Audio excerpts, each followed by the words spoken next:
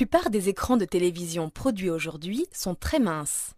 Appelés écrans plats, ils utilisent la technologie des cristaux liquides, LCD ou plasma. Mais jusqu'à une période très récente, ces écrans étaient beaucoup plus imposants. Leur épaisseur était due à un composant indispensable à leur fonctionnement, le tube cathodique.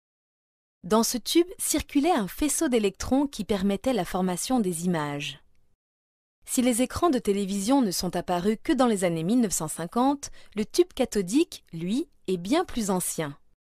Conçu vers la fin du XIXe siècle, c'est grâce à lui que Joseph John Thomson a pu découvrir l'électron, cette particule qui compose l'atome, avec le neutron et le proton.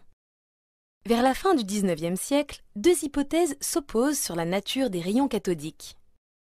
Les physiciens allemands les considèrent comme des ondes. Les physiciens britanniques pensent que ce sont des courants de particules chargées négativement. À cette époque, la plus petite particule connue est l'atome. Joseph John Thomson, un scientifique britannique, est partisan de la seconde hypothèse et va la vérifier au cours d'une expérience réalisée en 1897. Cette expérience va aussi lui permettre de supposer l'existence d'une particule plus petite que l'atome. Afin de déterminer la composition des rayons cathodiques, Thomson utilise un tube inventé par le physicien britannique William Crookes quelques années auparavant, vers 1875. Ce tube hermétique contient de l'air à faible pression, environ 100 pascal, c'est-à-dire 1/1000 de la pression atmosphérique normale. Dans sa partie gauche se trouve une cathode et une anode. Une tension de plusieurs dizaines de milliers de volts entre la cathode et l'anode permet de créer des rayons cathodiques. L'anode, percée d'une lucarne, permet de diriger les particules des rayons vers l'extrémité du tube. Lorsque les particules rencontrent le tube de verre, un spot fluorescent est visible. Le réticule placé au bout du tube permet de repérer une déviation éventuelle. Dans la partie droite du tube, Thomson va utiliser des plaques métalliques et des électroaimants.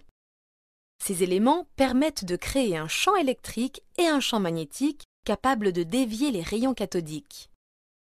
Thomson va, dans un premier temps, confirmer la nature des rayons cathodiques. Thomson suppose, dès le départ, que les particules émises dans le tube sont identiques, quelles que soient les conditions expérimentales.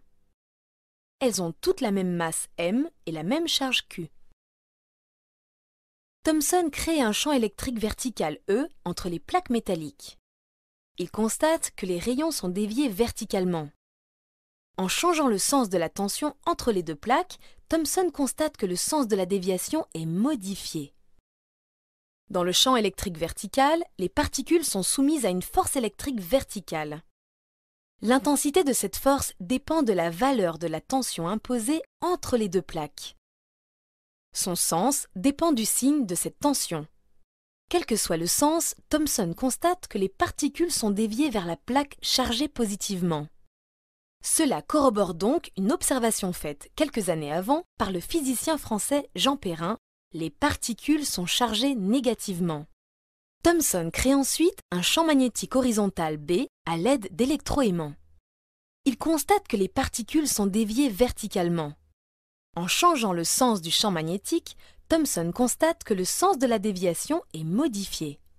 Dans le champ magnétique horizontal, les particules sont soumises à une force électrique verticale. Cette force dévie les rayons vers le haut ou vers le bas en fonction du sens du champ magnétique. Thomson utilise les deux champs, électrique et magnétique, dans son dispositif. Les deux champs sont tels que les forces électriques et magnétiques sont de sens opposé et de même valeur.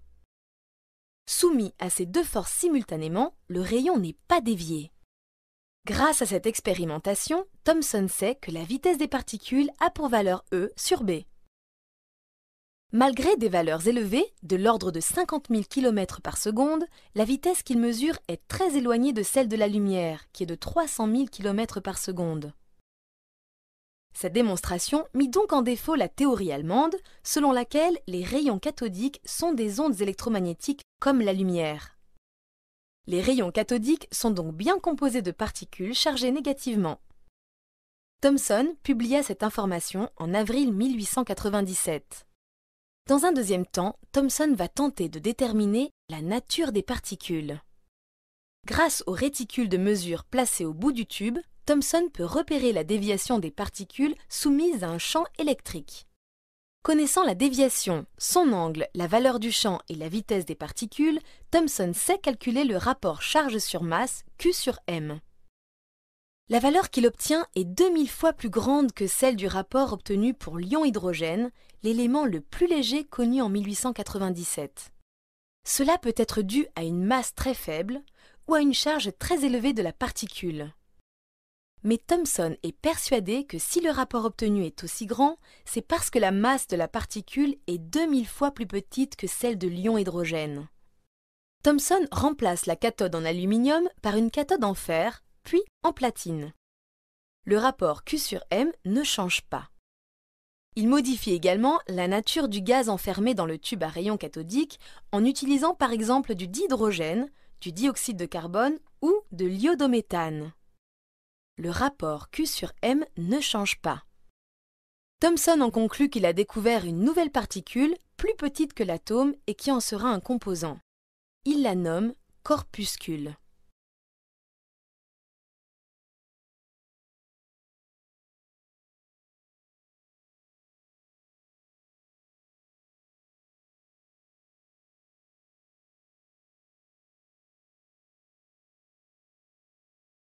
Introduit en 1891 pour désigner la charge élémentaire échangée lors des réactions chimiques, le terme électron est proposé dès 1897 par le physicien irlandais George Fitzgerald pour désigner les corpuscules de Thomson. Pourtant, en 1897, peu de physiciens se rallient à la notion de particules subatomiques avancée par Thomson. La mesure de la charge de l'électron par Charles Wilson, un de ses élèves, puis en 1911 par Robert Millikan, un physicien américain, permettra de prouver l'exactitude des travaux de Thomson. Qu'a donc fait Thomson? Il a suivi une démarche scientifique.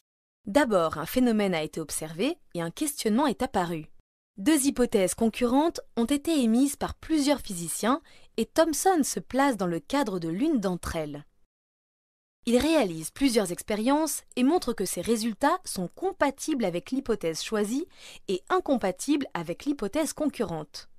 L'hypothèse validée conduit à une nouvelle théorie sur la structure de l'atome.